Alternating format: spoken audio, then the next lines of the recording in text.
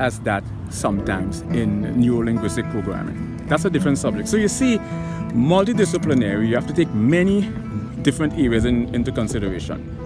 You know, a fascinating phenomenon outside the realm of scientific inquiry is the whole mind, a branch of philosophy that deals with the mind and matter, substance and attributes.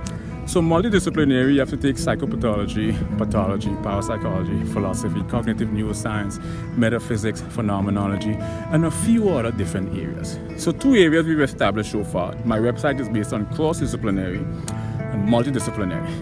Transdisciplinary now is where 2 mutually exclusive domains sort of converge, or just like a symbiosis or just a consolidation.